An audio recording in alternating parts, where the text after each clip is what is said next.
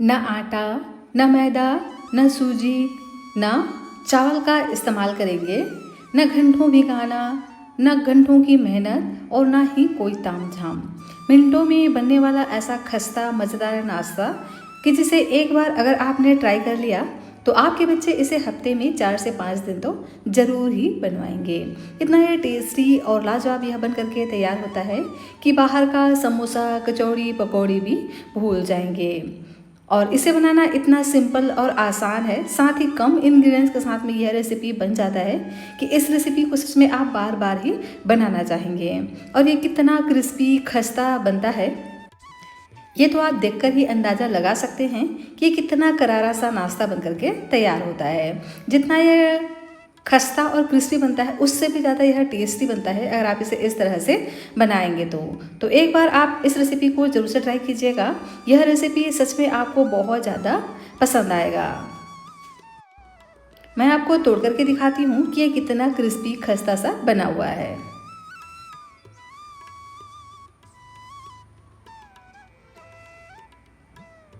ना। बहुत ही क्रिस्पी एकदम शानदार सी रेसिपी। तो ज़रूर से इस रेसिपी को एक बार आप ट्राई करना, आपके घर में सभी को ही यह रेसिपी बहुत ज़्यादा पसंद आएगा। तो चलिए फ्रेंड्स, इसे बनाना स्टार्ट करते हैं। Hello everyone, Ritu serial recipes में आपका स्वागत है। फ्रेंड्स, आज मैं आपके साथ एक बहुत ही खस्ता यूनिक सी रेसिपी शेयर करने जा रही हूँ। तो रेसिपी अगर आपको पसंद आए तो प्लीज़ आप वीडियो को लाइक, चैनल को सब्सक्राइब ज़रूर से कर लीजिएगा। इस रेसिपी को बनाने के लिए मैंने यहाँ पर एक पैन लिया है। पैन पे हम डाल देते हैं 1 छोटी चम्मच ऑयल। ऑयल को हम हल्का सा गर्म होने देंगे। उसके बाद डाल देंगे 1 छोटी चम्मच जीरा, 1 छोटी चम्मच साबुत धनिया, 1 छोटी चम्मच तिल, 1 छोटी चम्मच चिली फ्लेक्स ऐड करेंगे। साथ ऐड कर देते हैं 1 छोटी चम्मच सौंफ। इससे ना बहुत ही बढ़िया सा फ्लेवर आएगा। इसी के साथ ही में 1 छोटी चम्मच ऐड कर देते हैं धुली हुई उड़द की दाल और साथ ही ऐड कर देते हैं 1 छोटी चम्मच चने की दाल। और अब हम यहाँ पर ऐड कर देते हैं प्याज। तो यहाँ पर मैंने एक मीडियम साइज़ के प्याज लिए हैं और प्याज को हम हल्का सा भून लेंगे। गैस की फ्लेम को मीडियम रखिएगा और चिली फ्लेक्स को बाद में ऐड कीजिएगा, नहीं तो चिली फ्लेक्स जल्दी से जल जाते हैं। इसी के साथ ही में ऐड कर देते हैं गाजर। तो यहाँ पर मैंने लिया है एक मीडियम साइज़ के गाजर, जिसे मैंने इस तरह से ग्रेट कर लिया है। साथ ही ऐड कर देते हैं तीखेपन के लिए हरी मिर्च। तो मैंने यहाँ पर 2 हरी मिर्च का इस्तेमाल किया है। आपको जितना पसंद हो यहाँ पर आप ऐड कर सकते हो। और इसी के साथ ही इस नाश्ते को और भी ज़्यादा टेस्टी मज़ेदार बनाने के लिए यहाँ पर ऐड कर देते हैं पीनट। तो 15 से 20 यहाँ पर हम पीनट ऐड करेंगे और पीनट को भी हल्का सा भून लेंगे। सभी सब्जियों को हम हल्का सा इस तरह से भून लेते हैं जिससे इसका जो कच्चा टेस्ट ना वह निकल जाए।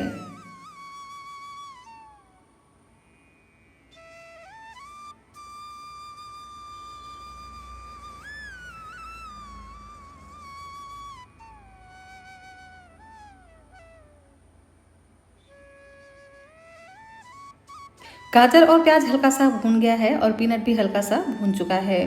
तो अब हम यहाँ पर ऐड कर देते हैं कुछ मसाले। तो बहुत ही सिंपल से मसालों को हम यहाँ पर यूज़ करने वाले हैं जो अक्सर हमारे मसालदानी में होता है, लेकिन इसी से ही बहुत ही मज़े का टेस्ट आने वाला है क्योंकि इस रेसिपी को एकदम यूनिक तरीके से हम बना करके तैयार करेंगे। तो पूरी वीडियो को लास्ट तक ज़रूर से देखिएगा। डाल देते हैं 1 छोटी चम्मच हल्दी पाउडर, 1 छोटी चम्मच धनिया पाउडर, 1 छोटी चम्मच भुने हुए जीरे का पाउडर। साथ ऐड कर देते हैं 1 छोटी चम्मच व्हाइट पेपर पाउडर। इसकी जगह पे आप ब्लैक पेपर पाउडर का भी इस्तेमाल कर सकते हो अगर आपके पास ब्लैक पेपर पाउडर है तो, लेकिन इसका ना तीखापन बहुत ही बढ़िया लगता है तो आप ज़रूर से ऐड करना। साथ ऐड कर देते हैं काश्मीरी लाल मिर्च का पाउडर आधा छोटा चम्मच कलर के लिए और नमक ऐड करेंगे स्वाद अनुसार। और सभी मसालों को सिर्फ 1 मिनट के लिए भून लेते हैं जिससे इसका जो कच्चा टेस्ट है ना वह निकल जाए। फ्रेंड्स, रेसिपी अगर आपको पसंद आए तो प्लीज़ आप वीडियो को लाइक, चैनल को सब्सक्राइब ज़रूर से करना और इस रेसिपी को अपने फ्रेंड्स और फैमिली के साथ शेयर भी ज़रूर से कीजिएगा। और हाँ, यह रेसिपी आप कौन से स्टेट, कौन से सिटी से बैठकर देख रहे हो या आप मुझे कमेंट कर ज़रूर से बताना। मुझे यह जानकर के वाकई में बहुत ज़्यादा खुशी होती है कि मेरी रेसिपी को लोग कहाँ से देख रहे हैं। तो देख सकते हैं सभी चीज़ें बढ़िया से भून गई है। तो अब हम यहाँ पर ऐड कर देते हैं आलू। तो यहाँ पर मैंने एक बड़े साइज़ का आलू लिया है और ये उबला हुआ आलू है। इस रेसिपी के लिए आप चाहें तो कच्चे आलू का भी इस्तेमाल कर सकते हो। अगर आपके पास उबला हुआ आलू नहीं है तो सेम प्रोसेस से आप कच्चे आलू को भी इसी तरह से डायरेक्ट ग्रेट कर सकते हो।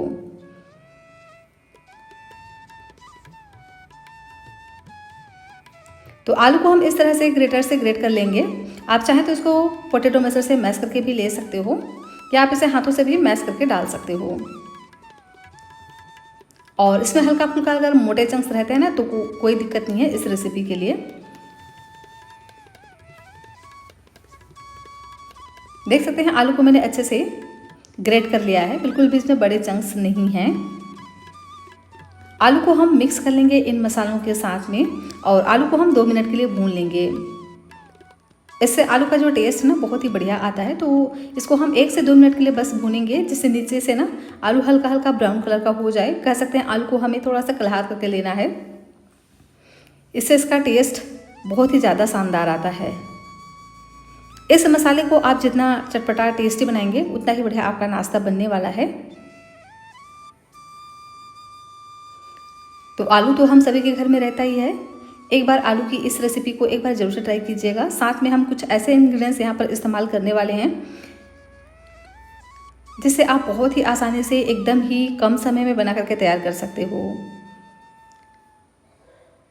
आप चाहें तो इसे बच्चों के लंच बॉक्स के लिए भी बना सकते हो, शाम की छोटी मोटी बुक के लिए भी बना सकते हो, या कभी भी जब आपको कुछ हेल्दी टेस्टी और मज़ेदार सा खाने का मन करे तो भी आप इस रेसिपी को बना करके तैयार कर सकते हो। देख सकते हैं आलू का मसाला हमारा बढ़िया से बन करके तैयार हो गया है, एकदम चटपटा सा। यहाँ पर आप चाहें तो चाट मसाला वगैरह का भी इस्तेमाल कर सकते हो इसे और भी ज़्यादा चटपटा बनाने के लिए। तो लास्ट में यहाँ पर हम ऐड कर देते हैं बारीक कटा हुआ हरा धनिया और अच्छे से इसको हम मिक्स कर लेंगे। अगर आपके पास हरा धनिया नहीं है तो यहाँ पर आप कसूरी मेथी वगैरह का भी इस्तेमाल कर सकते हो, इससे भी फ्लेवर बहुत ही बढ़िया आता है। और लीजिए एकदम ही मज़ेदार सा आलू का मसाला हमारा बनकर के तैयार हो गया है। तो चलिए कर लेते हैं एक और तैयारी। तो यहाँ पर मैंने दोबारा से लिया है एक और पैन। आप यहाँ पर कढ़ाई वगैरह का भी इस्तेमाल कर सकते हो। इसमें हम डाल देते हैं 1 छोटे चम्मच ऑयल को हम हल्का सा गर्म होने देंगे। उसके बाद यहाँ पर हम डाल देते हैं 1 छोटे चम्मच उड़द की दाल, ये धुली हुई उड़द की दाल है। साथ ऐड कर देते हैं 1 छोटे चम्मच सौंफ, इससे ना बहुत ही बड़ा सा इसमें फ्लेवर आएगा, तो आप इसे ज़रूर से ऐड करना। और इसी के साथ ही में ऐड कर देते हैं 1 छोटे चम्मच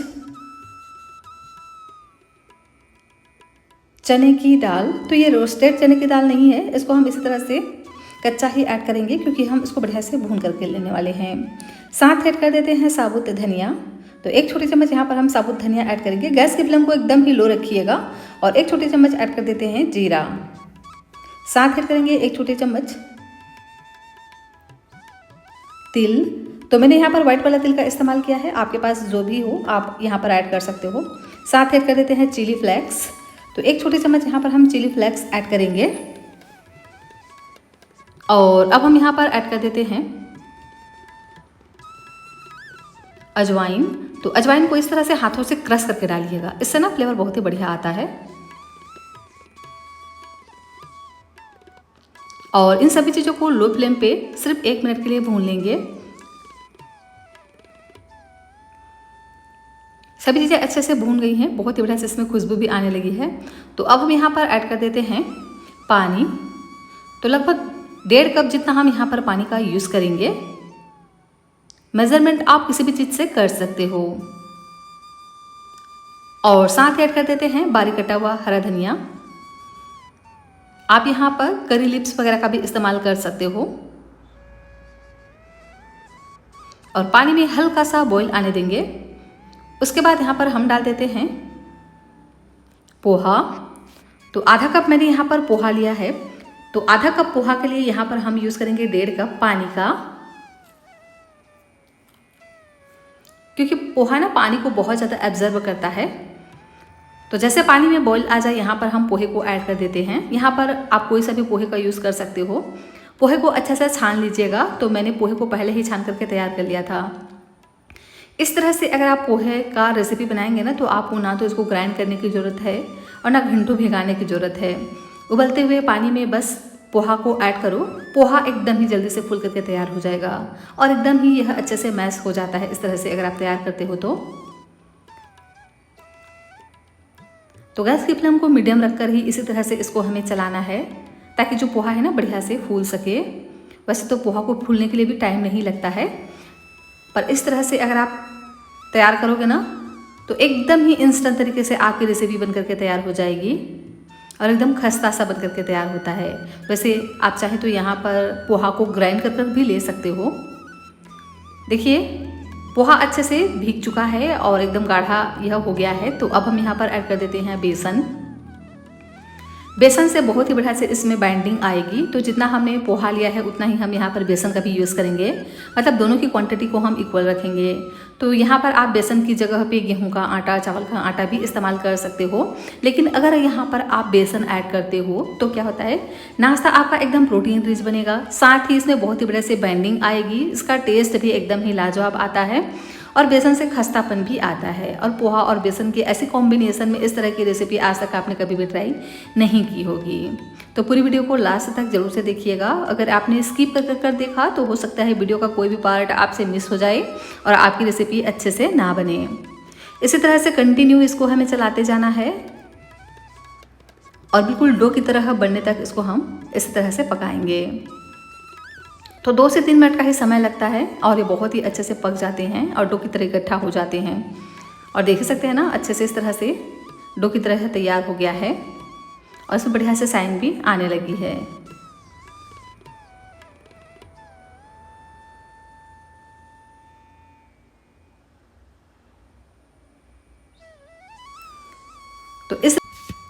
तो बिना आटा, बिना मैदा, बिना सूजी, बिना चावल आज हम बहुत ही मज़ेदार सी यह रेसिपी बना करके तैयार कर रहे हैं, जिसे हम पोहा और बेसन से बना रहे हैं। सिर्फ 2 से 3 चीज़ें इसमें लगती हैं मेन, पोहा, बेसन और आलू। यही वो 3 मेन इंग्रेडिएंट्स है जिससे यह रेसिपी बन करके तैयार हो जाता है।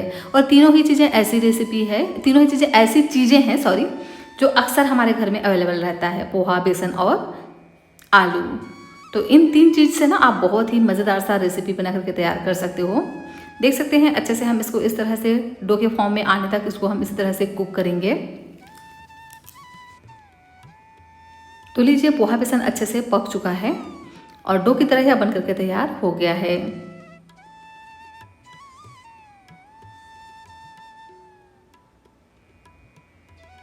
तो इसको हम निकाल लेंगे एक बड़े से मिक्सिंग बाउल में।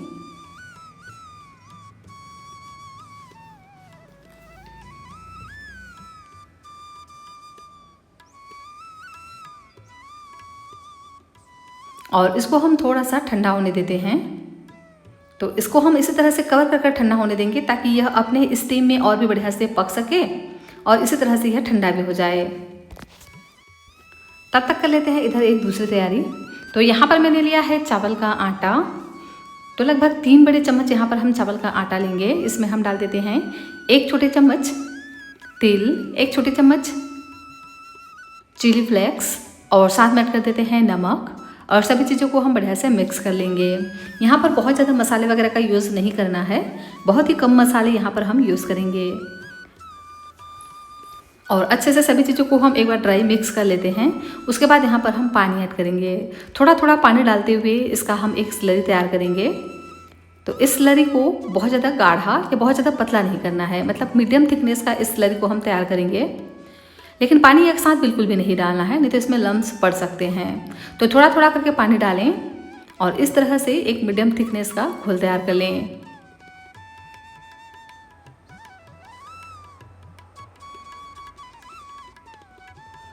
इस स्लरी को आप चाहे तो आटा, मैदा या सूजी से भी बना करके तैयार कर सकते हो। देख सकते हैं घोल हमारा बनकर के तैयार हो गया है। इसी तरह की कंसिस्टेंसी में इसको हमें तैयार करना है। तो लास्ट में यहाँ पर हम डाल देते हैं बारीक कटा हुआ हरा धनिया। इससे ना टेस्ट भी बहुत बढ़िया आता है और साथ ही लुक भी बहुत ही बढ़िया आता है। और इधर हमारा पोहा और बेसन भी बढ़िया से फूल गया है और ये थोड़ा सा ठंडा भी हो गया है, मतलब ये बहुत ज़्यादा भी ठंडा नहीं हुआ है, बहुत ज़्यादा इसको हमें ठंडा करना भी नहीं है। मतलब ये कि हमें इसको इतना ठंडा करना है कि हम इसको हाथों से बढ़िया से छू पाएँ। तो अब हम इसको हाथों से अच्छे से इस तरह से मसलेंगे। मसल कर एक चिकना डो की तरह हम इसको तैयार करेंगे। अगर आपको यहाँ पर ज़रूरत लगे तो पानी का छींटा लगा सकते हैं, अगर आपको यह ज़्यादा ड्राई लगे तो। वैसे जो मैंने मेज़रमेंट आपके साथ शेयर किया ना, उस मेज़रमेंट के साथ बनाएंगे तो आपको यहाँ पर बिल्कुल भी ज़्यादा पानी वगैरह ऐड करने की ज़रूरत नहीं पड़ेगी। और अगर आपको ज़रूरत लगे तो 1 से 2 चम्मच यहाँ पर पानी ऐड कर इस तरह से सॉफ्ट सा डो लगा करके तैयार कीजिएगा। इस डो को बहुत ज़्यादा हार्ड नहीं लगाना है, इस बात का ध्यान रखिएगा। और अच्छे से मसल कर इसको चिकना करना है। जितना आप इसको अच्छे से मसलोगे ना, उतना ही बढ़िया आपकी रेसिपी बन करके तैयार होगी, एकदम खस्ता सा। तो देख सकते हैं डो हमारा बन करके तैयार हो गया है, सॉफ्ट सा।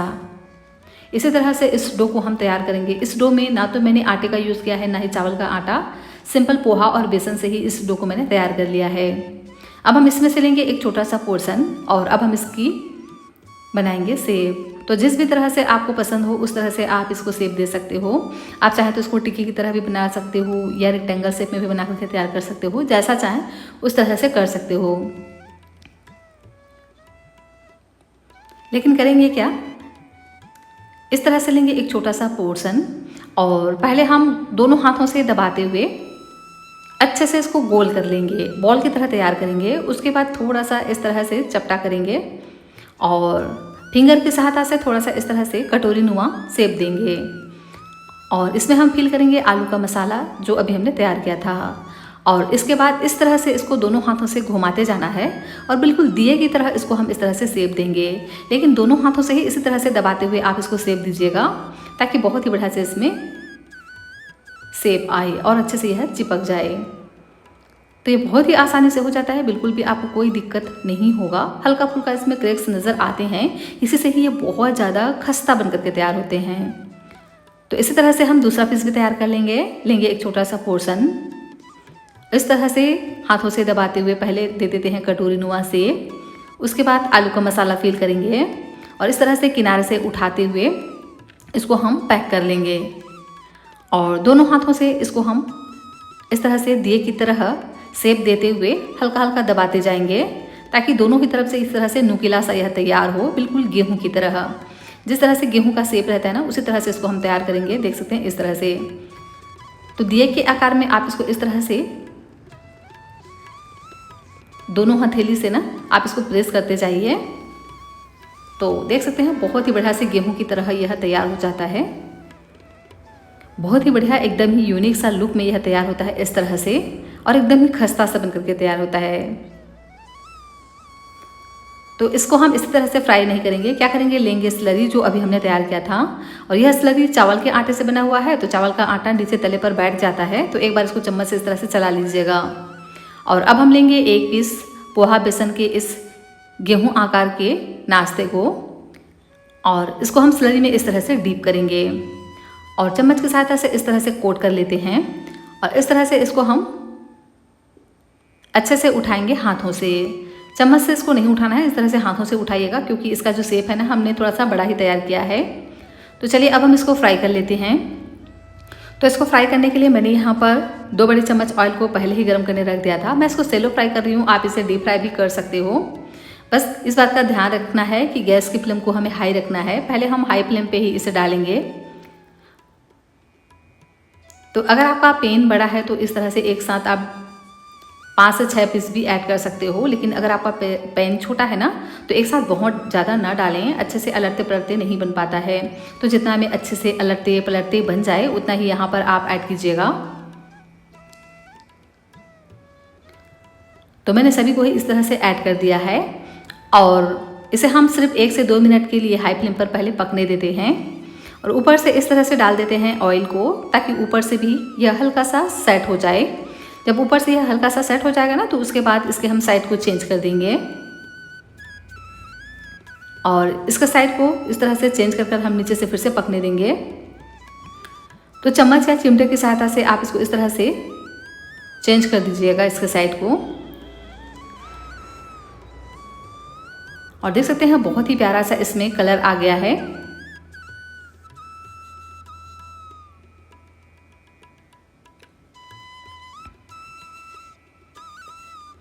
आप इसे अपने मनपसंद किसी भी शेप में बना करके तैयार कर सकते हो, जैसा आपको शेप पसंद हो।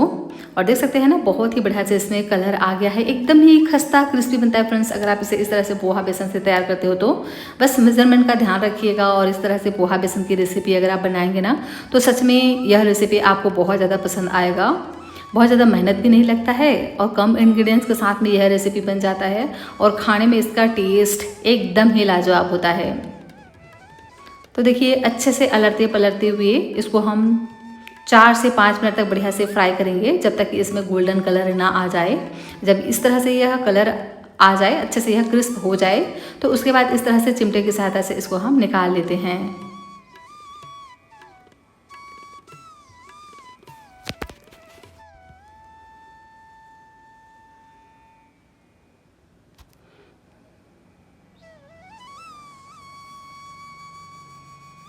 लीजिए, नाश्ता हमारा बनकर के तैयार हो गया है। ये एकदम खस्ता करारा क्रिस्पी नाश्ता बनकर के तैयार हो गया है। इस तरह से एक बार आप इस रेसिपी को ज़रूर से ट्राई करना। सच में यह रेसिपी आपको और आपके पूरे परिवार को बहुत ज़्यादा पसंद आएगा। सूजी से, आटा से, चावल से, मैदा से तो आपने कई तरह की रेसिपी बनाई होंगी, लेकिन इस तरह से आज तक आपने कोई भी रेसिपी ट्राई नहीं की होगी। तो अगर आप भी नए नए नाश्ते के शौकीन हैं, चाहते हैं कोई नई डिफरेंट सी यूनिक सी रेसिपी, तो बिना आटा, बिना मैदा, बिना सूजी, बिना चावल, एक बार पोहा और बेसन से बनी हुई इस बहुत ही शानदार मज़ेदार सी रेसिपी को ज़रूर से ट्राई करना। सच में आप सभी को यह रेसिपी बहुत ज़्यादा पसंद आएगा अगर आप इसे इस तरह से बनाएंगे तो, क्योंकि ये बनता ही बहुत ही ज़्यादा शानदार है। एकदम खस्ता करारा क्रिस्पी बनता है। देखने से ही आपको पता चल रहा होगा कि ये कितना क्रिस्पी बनकर के तैयार हुआ है। एक नहीं, दो नहीं, सभी रेसिपी इसी तरह से तैयार होते हैं। इसे आप किसी भी चटनी के साथ सर्व कर सकते हैं। इसका टेस्ट एकदम ही ऑसम रहता है। आप कचौड़ी खाना भूल जाएंगे, समोसा खाना भूल जाएंगे, इतना मज़ेदार यह बनता है। तो ज़रूर से ट्राई कीजिएगा, आपको और आपके पूरे परिवार को बहुत ज़्यादा पसंद आएगा। फ्रेंड्स, रेसिपी अगर आपको आई हो पसंद तो प्लीज़ आप वीडियो को कर दीजिएगा लाइक, चैनल को कीजिएगा सब्सक्राइब, और हाँ, इस रेसिपी को अपने फ्रेंड्स और फैमिली में शेयर भी ज़रूर से कीजिएगा।